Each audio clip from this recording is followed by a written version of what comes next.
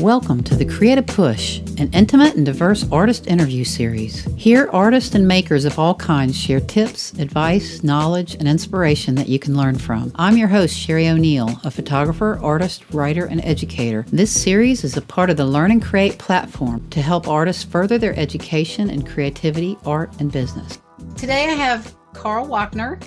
He is from Australia originally, moved to Nashville, Tennessee in 2016. He is a musician, a singer, a songwriter, and a master of a lot of things that we're going to talk about today in this interview. Welcome. Thanks. Tell me a little bit about your childhood and your music. Did you have any influences as a kid? Actually, a lot of musical influence. My mum played a little piano and sang 2 octaves too high every time she ever did. And then my dad was a music listener. He loved anything that wasn't on the radio. So all of the records and vinyl collection that's now totally scratched because us kids destroyed it all was all like really instrumental, like back catalog, B-sides and stuff. He was really into that sort of thing, and anything a little bit crazy and quirky. I would just tap on stuff, and I didn't really dive into musicianship. I was one of 4 kids, the eldest, and we could do a sport and a musical instrument when we got into school. So we all just kept bouncing around random instruments and stuff. And I started with violin when I was 7, went to do trumpet, but the school didn't have any trumpets. So I did piano for a year when I was probably 10, and then picked up the guitar somewhere around 15, and bands in school and that sort of thing. But yeah, when I was a kid, Dad being a builder, we'd always have heaps of random stuff around the house. And so I'd mod things and make random things and noise. Were you super interested at 15 then when you picked up the guitar? Was that when you kind of knew that was something you wanted to pursue, or was it still at the time just something fun that you enjoyed doing? It was just fun. I think I picked it up because there was other kids in school that did it. There was that, but then also my auntie had a guitar and I found it at my grandparents' place. And I was like, wow, this is great. And I remember opening the case. If you open the case of a guitar that hasn't been opened for a long time, or if it's a really old guitar, if you open the case and like smell the sound hole, like I can't describe it apart from if you're ever on a farm or something and you smell hay. It just puts you in this place, and that did it for me. I got that guitar and then nobody was using it. So my grandparents said, yeah, have at it, use it, get some lessons or do whatever you want to do. And so I played and I got a small handful of lessons and then I saved up and bought my own guitar. Are any of your siblings musical or into music at all, other than maybe listening? Not other than listening. Well, when we were at school, they did different instruments, but it was always just one season or one semester and then move on to the next thing or whatever. When I learned guitar, I didn't really learn it so much as just play it at school all the time in my lunch break and with school bands. I feel like you find, oh, that person's a drummer and oh, she's a really good singer and he's a really great bass player or whatever it is, and let's all jam. And so you'd get together in the lunch break and play very bad cover versions of songs and try out everybody else's instruments. And that's kind of where it went for a little while. But then at the end, in the last 2 years of school, for us, there was like 2 or 3 bands at school that had names. And if it was like a school disco or a party or something, then they would play a set or whatever it was. And when I was probably 16 or 17, we got our first gig. I think it was like a 40th birthday party at a country club. And I didn't even really get the gig. The other band got the gig, but they didn't have a bass player for the night. Their bass player couldn't do it. But I had a bass amp that I was using for a PA system. So I was plugging my microphone and acoustic guitar into a bass amp, thinking I was super cool. And so they were like, oh, you got a bass amp. If the bass player lets you borrow his bass guitar, can you play bass for us for this gig? And we'll pay you. And it paid like $35 or something. And I was like, wow, this $35 is the best thing ever. And I was 16, I think. Did you go to college for music or anything like that? Or No, I went to university in Australia. Did a Bachelor of Learning Management, so a teaching degree. I'm a fully qualified primary school teacher. At that stage, I'd played a lot more shows. I was playing a lot of like solo, duo, band sort of stuff, just in the covers circuit around the pubs and clubs. And I would play on the weekends during Monday to Friday, midweek. I'd do my studies. At the end of my degree, I had paid off my entire debt for my university tertiary studies. And then I was kind of like, do I teach or do I play music? And music was paying better and it was music. Yeah. It wasn't a hard decision. What made you decide to move to Nashville? I don't know if it was any one thing. From 2010, I first came over to Nashville. Mike Flanders, he's my first producer I ever had, who did my first album. He's from Australia. He was in Australia at a music festival that I was performing at. I was playing a lot of shows, started playing original shows, touring festivals, etc. over in Australia. And so I met him. He was a mutual friend of a friend. He said, I live in Nashville. And we got talking and talking about songwriting and stuff. And he said, you should come over one time. And we just kind of went, screw it. Yeah, okay. So I booked the flights and I came over here. It was Christmas time. It was pretty cold. We just booked a few songwrites and we just kind of hung out and I met some people. And I think I wrote like 20 songs. I was only here for 10 days. There was a lot of really good content. He hooked me up with some great songwriters, some big names that I, in hindsight, was starstruck at the fact that I wrote a song with that person. It was just a really good experience. And so I booked maybe 4 or 5 months later. I thought, you know what, I'm going to go back. I'm going to record these songs. I saved up all my money and sunk everything that I had into that, which was nothing at the time. And as an independent artist, that's a lot of money, but very happy with that product. And that's called Crayon Days. It's my only full-length album, though I've put out a lot of songs at this point. But it was a nice little collaboration of work. And then that was out the following year after we'd finished everything. And then basically 2 years later, I just thought, you know what, let's rinse and repeat. That was really great. I was kind of coming over to Nashville probably once a year, once every 2 years. There was some event that I was performing at down in Sydney, Australia. I was touring at the time. Somebody offhandedly said something like, you need to take more risks.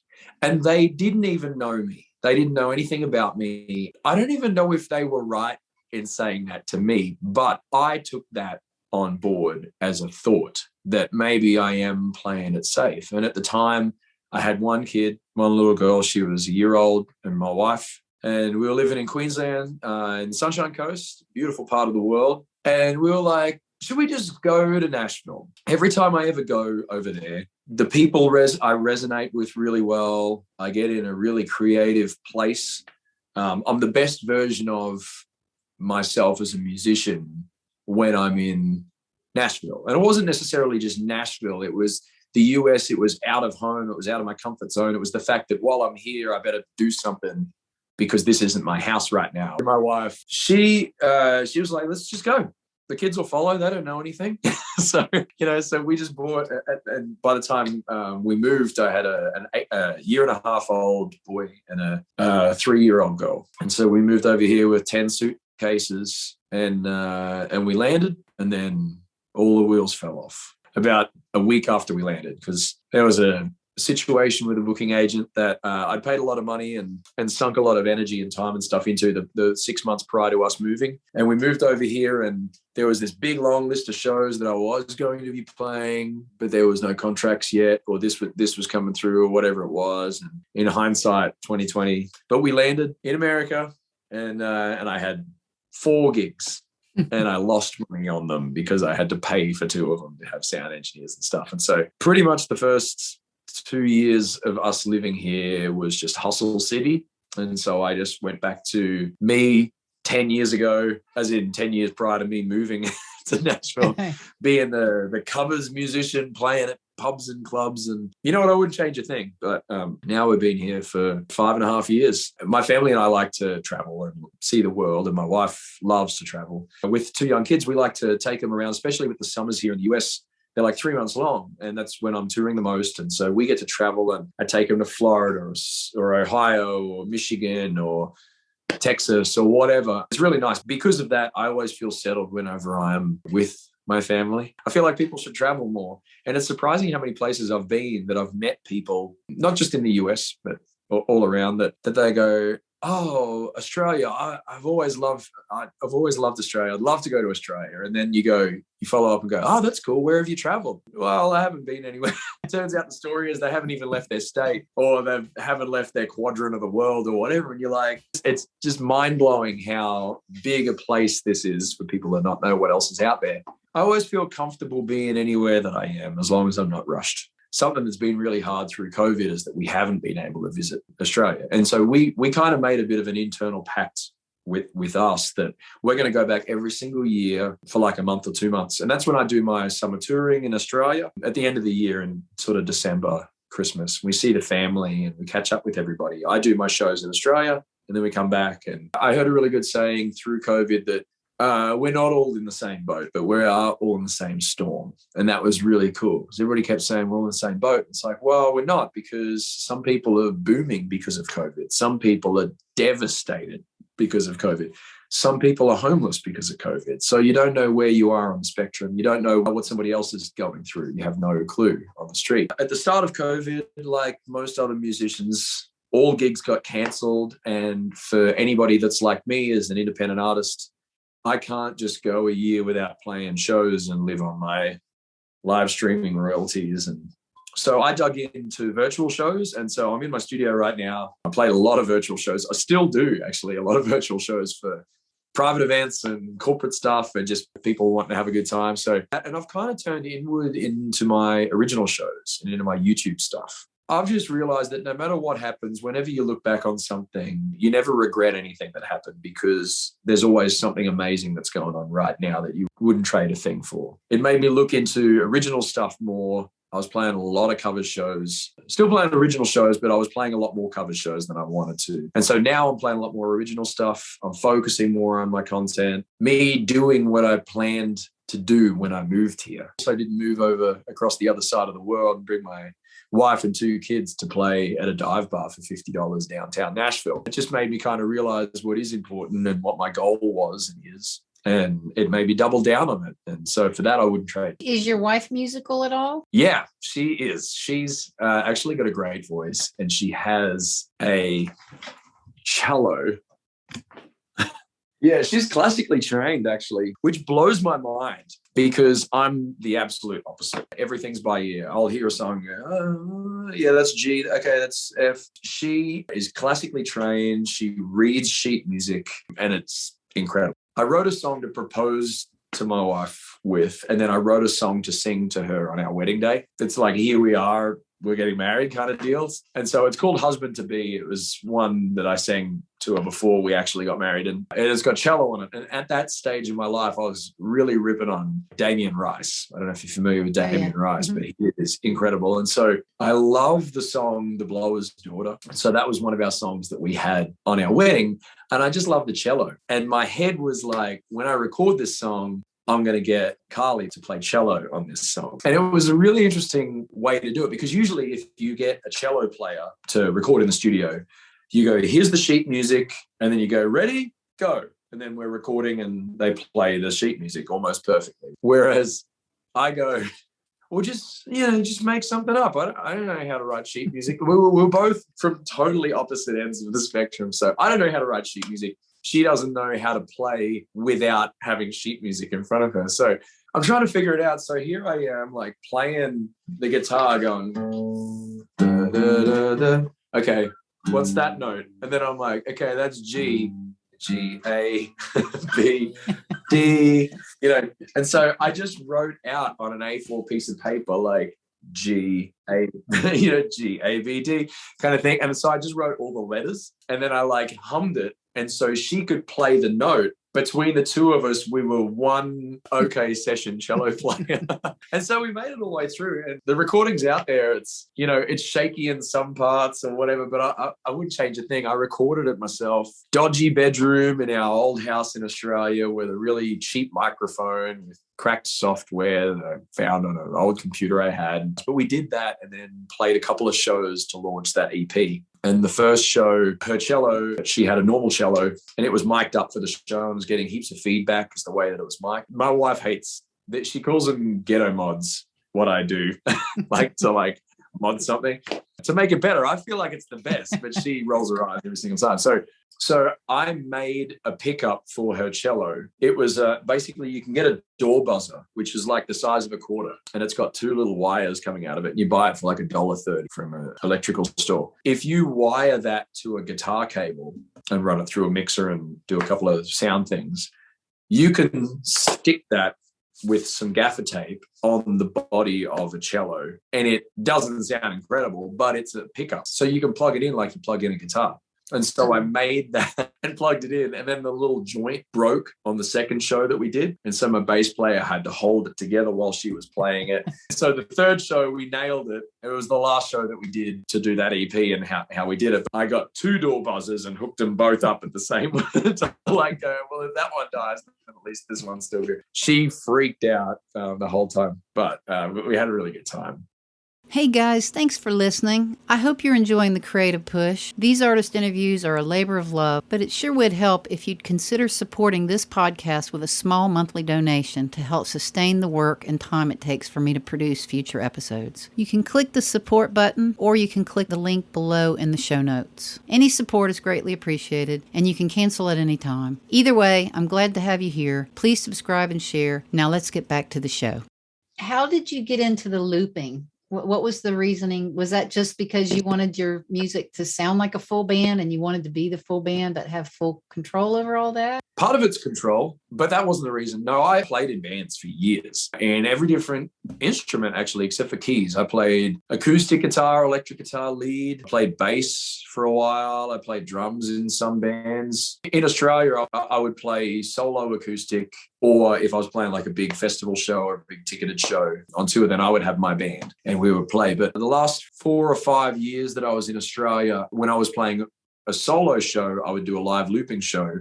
And then if it was a big festival show, then I would do the band. So there was 2 versions of me as a performer. When I started coming over to the US, I noticed that basically nobody loops. Everybody either plays just straight up acoustic, raw acoustic and vocals, or they have a band. And there's really no in between. If you don't have a band, it just means you're not big enough or can't afford one. Basically went, well, nobody's doing this. I'm going to dive in a little more to the looping thing and just own the fact that I loop.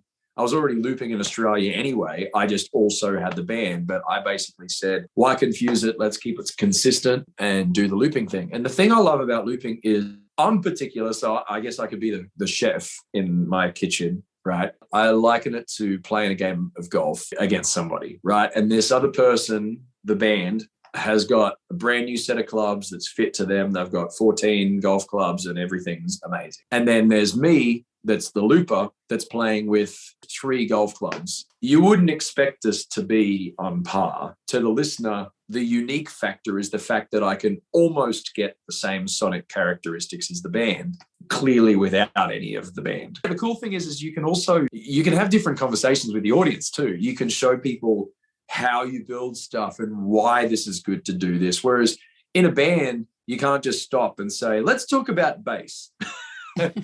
What do you think about bass guitar, everybody? I have those opportunities to actually talk to people about music. And I feel that I have an obligation to educate people. Part of this is a pride thing, is that I do something in my gig, like this little trick or something, that I go, actually, I'm good at that little trick thing. And then I realize that nobody has a clue that that's a hard thing to do or that that's even a thing.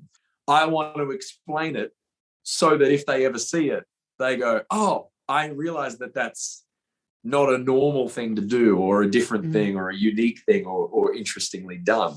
Part of it's educating people to be good listeners. My end game would be me with a little crew so I can have a live engineer and a lighting person and that camaraderie to the road. And when you're traveling with a group of people, it's really nice. How many albums do you have out right now? I have 1 album. And I have 4 or 5 EPs and then probably another dozen singles. Did you produce all those yourself or did you hire someone to do that with you? Well, the first EP I produced and then the first album I did, which was the one in Nashville with Michael Flanders, he basically produced it. I co-produced on a small level as an artist and having some say in, I think we should do this and this, but he kind of acted more as the producer. And then since then, it's about 50-50. Some of the songs I've just produced myself and I've recorded and done everything here myself. All of my latest, probably 12 singles, actually my original producer's son, Ben Flanders, is a really good friend of mine and an incredible pop producer. And so I've been working with him for the last couple of years worth of singles. And it's very much been a co-producer thing, push-pull kind of vibe, which is incredible. I wish every musician could get a piece of what the relationship that I have with Ben. It is unbelievable. It's better than walking into a room and being told exactly what to do. Play this here, do this here. I have a vision. You just be the puppet, right? I like to relinquish control to people that I really trust. And he's definitely one of those people. And he pushes me in a certain direction and I push him in a certain direction. And we end up with this thing that neither of us believed we could have come up with, but it's incredible. Why did you decide to cut your dreadlocks off? So I had them for 12 years. Really, the reason I had them was because my now wife was my girlfriend, and I just cut my hair at the time, and she said, "You look pretty good with dreadlocks." And I was like, awesome. What girlfriend says, you should get dreadlocks, And so I grew my hair out and I was like, woo! And so I got dreads, and the rest is kind of history up until 6 months ago. And I was kind of scared to cut them off because really the red glasses and the dreads were kind of a logo thing. Now, an unintentional thing that just ended up being it's the guy with the dreads and the red glasses. I always said, whenever I end up cutting off my dreads, I'm not just going to cut them off. I want to do something. I want to raise money for something or do the shave for a cure or all of those things. We were revamping the logo. Same thing, dreads, red glasses, but just drawing the dreadlocks a bit of a different way. And I've got a fan group on Facebook. I like to share things with them. And so I said, hey, what do you think of the new idea of the logo? And everybody's comment revolved around the glasses. Nobody said anything about the dreads. They just said, well, yeah, I like the glasses on this one. I like the glass. Everything was the glasses. And I'm like, the whole thing that I'd been worried about cutting off dreads, removing an element of my logo, maybe isn't that big a deal. And so we just started talking about it. And I talked with my wife and kids about it. What do you think if I did this? What should we do? And we just thought, yeah, it's time. You know what? It's fresh. COVID, what better time to just do something? So we did it. And there's a few things going on here in Nashville that we wanted to try and connect and raise some community awareness and money for. And some things didn't quite line up the way that it was all supposed to with red tape, etc., which was frustrating. But we landed on, I just wanted to do something for independent artists. And me being one, that was one of the non-essential workers that people I feel like took for granted. Something that was close to me. I saw a lot of my friends that quit. They'd been full-time music for 15 years and they quit and they're stocking shelves. It was also equally frustrating to me to see posts like, this is my first gig back in a year as a major label signed artist. And obviously they've got a lot of debt, bigger money issues. To me, it was like, you know what? No independent artist could ever even get halfway to having a year off without just totally falling to pieces on the ground. And so I wanted to do kind of an awareness, just an announcement, cut off each individual dreadlock and shout out independent artists, call on a few of my friends, and we filmed the whole thing. And basically just to bring it back to music listeners and say, hey, we as independent developing artists are the future of the music industry. If we don't acknowledge that independent artists are the future of the music industry, then all is lost. So that's what we did. We cut them off. And it's cool. And I washed my hair like 5 times in a row. And I just keep doing this all the time now. When I was like 2, I had this habit of just twisting, like grabbing my hair and just like twisting it like this. And you know what I do now that I don't have dreads anymore? Like I'm sitting on the couch, like sitting back, just doing this, doing what I used to do when I was 2 years old. It's like it's just come straight back. It's crazy. Can you give us an overview of the technique that you use with looping and how did you learn it? Live looping is when you record on stage and then it plays back in real time, and then you can add to it and overdub and control. You can remove things and add things and it becomes the song. How I started, I borrowed a loop pedal from my bass player, really close friend of mine, Phil, in the sunny coast in Australia. He wasn't using it and I just borrowed it. I was playing dive bar covers gigs. This is probably like 12 years ago. And all I wanted to do was loop a couple of chords and then just put a little beat on it, or just to try to play a solo over the couple of chords so it just sounded like a duo was playing, like 2 acoustic guitarists were playing. And I was never going to be a looper. And I think like everything else, YouTube was out. And the first person I ever saw that was like blew my mind was a guy named Jarl Bernhoft. And he now goes by the name of Bernhoft, I think it was his artist name. He's a Norwegian dude with big, thick black rimmed glasses, super cool. And he sang this song, Come On Talk. And he started the loop and you could see his foot, like He had 2 cameras, 1 foot on the looper, and it was, come on, talk to me, I will try my utmost to be honest with you, try to. And then he'd loop a harmony on the top of that, the harmony on top of that, and then he'd add guitar, and then he'd do all this stuff. And I was like, man, that's incredible. And I never thought I would ever be that guy, ever. I was like, no, I love band too much, and this is just, looping is just an extra thing that I can do at my acoustic covers shows. And then just like every other artist, you just want to do a little more and add a little more. And then I got a slightly bigger pedal, and I was able to plug a microphone into this one. So I beatboxed a little, and then I'd add some stuff. And it was really just a slow burn over the last 12 years of playing shows. Looping just got more and more prevalent. At a point when I started touring a little more and playing bigger original shows with the band, I wanted to step up my non-band shows.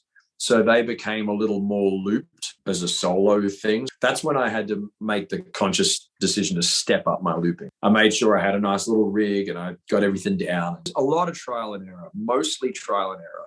Having that kind of physical brain element that my dad always sort of taught me. It's like, well, if you don't know something, figure it out. Figure out how it works. Or if you don't know which pedal to get or which way to plug it in, and you'll soon figure out if that's the wrong way to do it. I feel like I've got a pretty good ear for listening for frequencies and what needs to be where and how things respond sonically in a mix. And since I knew I was moving to Nashville, or when I got here and I'm like, I'm a looper, I'm going to really focus on this, then all along the way, I just went, what's the biggest show I would ever play in next year? I need to be ready to play that show right now. So I want to have all of my equipment. I want to have everything down. I feel like as an artist, you need to be ready to play the shows before you're ready. You can't be a builder and wait for the client to call you to do a massive house renovation and then go and buy the tools and learn how to use them. So I just keep putting music first, in that you buy the right equipment once and you get it done right. And if it's important, then you'll make a commitment and get it done. What does creativity mean to you? That's a cool question. Creativity is calling on all of your experiences and influences and making a decision to create something that you think is awesome and as unique as it could be to you as an individual. Where do you find your inspiration for creativity? I fall in love with the snare drum sound on the demo version of Sunday Morning by Maroon 5. I like the bass sound on this particular Jamiroquai song, the live version. And then I like the electric guitar sound on John Mayer's Where the Light Is when he's playing Slow Dancing in a Burning Room. I like all of these tones which influence ideas. And then music, as in songs and artists, I'm a fan of most genres. Americana country music, Jason Isbell, John Denver. If you ditch all the music element of that and you just read the words will blow your mind. And then you add music. It's so, so good. There's some of the most amazing songwriters in this world. And if you pull away from like my influence of country, I got a really deep love for R&B, soul, even like 90s rap, sort of hip hop beats and grooves and stuff, 90s R&B pop, or even 80s stuff, Michael Jackson, guys like Jimi Hendrix and George Benson. Oh man, George Benson is incredible. He's one of those guys who always found the pocket in something. And by that, I mean the groove, the beat's there, acknowledging the beat is there and going with the beat instead of feeling like you've got your own internal metronome. What do you see in your future? My goals are to play more original shows, to substitute predominantly covered shows for original shows. I plan on playing a lot more house concerts. I already do a lot of house shows. A version of me comes out that's different to anything else. When I play at a house show, it's actually meet everybody and high five some people and talk about golf or guitar or geek out over a pedal board, because we've got time to do it. We're not, I'm not showing up to the venues, set up, play the gig, pack down, go. I get to hang out a little. And I think at those kind of venues, you meet so many more people, and the meeting people conversion to fanship is so much better. And then the fanship conversion to friend. I've met so many amazing people at house shows that we still keep in touch, repeat business every time they're in Nashville. And my goal for that is to build the fan base to a point that I can tour legitimately for shows, for ticketed shows. So I can get on a tour, or I can actually have an official booking agent. The thing that I would prefer to do is just be the artist sometimes. And I feel like you get really detached when you have to field phone calls or answer emails a day late because you've had 3 shows in a row and you've been driving 8 hours today or whatever. I feel like any good business, you just need people on your team, and I'd like to be able to expand. So to keep moving forward, I would like to keep being a musician, to cover me touring, getting out, playing as many original shows as I can, and being able to record and release original music. And to do those 2 things, that's the overhead. To be able to do that, I can't replace shows with other shows that don't make as much money without then not having enough money to record music. Something that I've realized with my music also, and very humbled by, is the fact it's reached a point that it's beyond me. I'm very lucky and fortunate to have people and fans that get something out of my music that's different to what they can get from somewhere else. That's another reason for me to keep going and be an artist. And also being a husband and a father. I want my kids to see me as a positive parent and positive role model for them to really pursue something that they're passionate about. And in a lot of ways, they give me more strength than they ever could be as limitations. You do all your own marketing. Have you found that there's one thing in particular that seems to work better as a musician for you to promote yourself online? Yeah, my YouTube channel's gone a lot better, but for me, is just being brutally honest.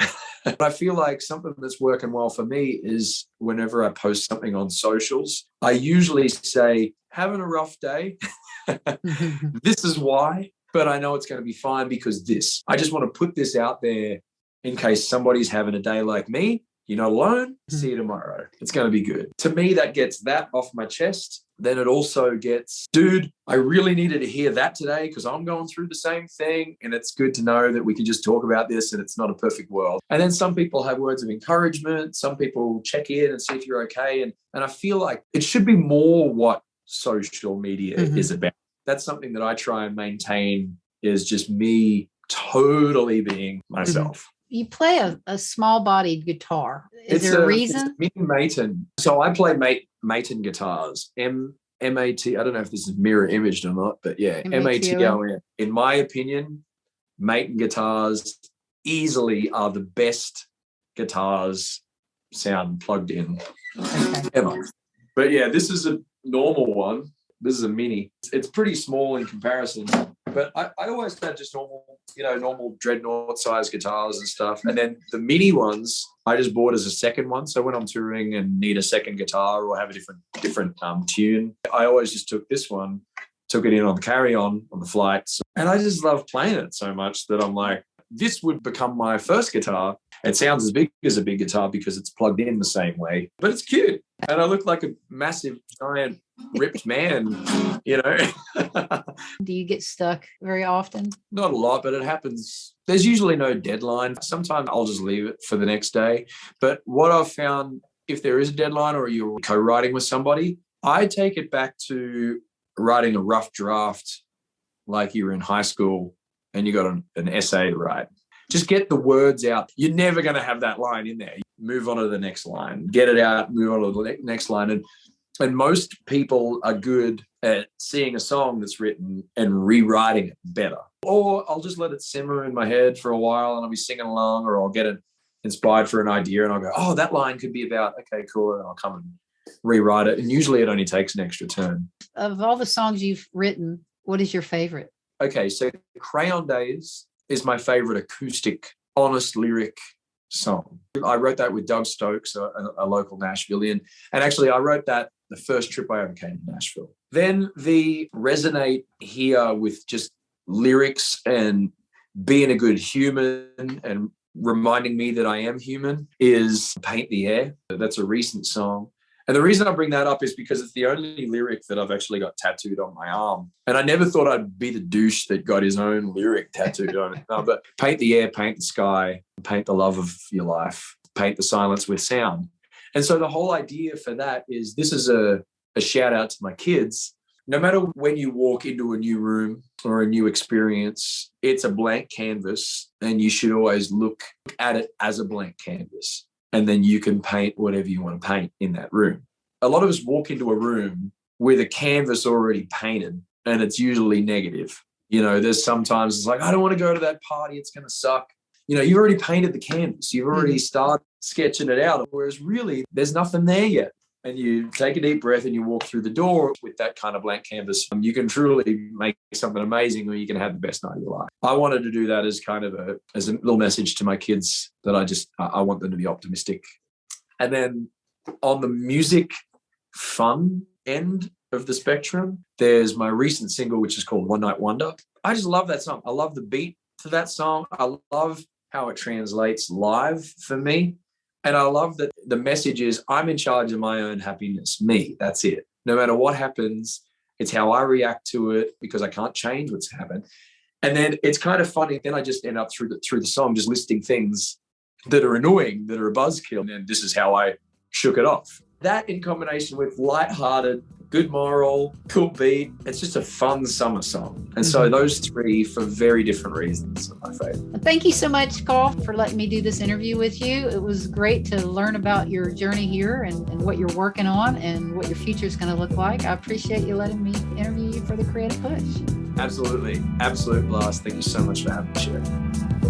Thank you so much for listening. As always, my intention is to offer inspiration that excites you to want to get out there and create something amazing. Be sure to check out some of the other episodes. There's more information below in the show notes, including links to other great stories, tips, and resources. Drop me a message or comment at any time, and I hope that you'll sign up to be a part of this creative tribe.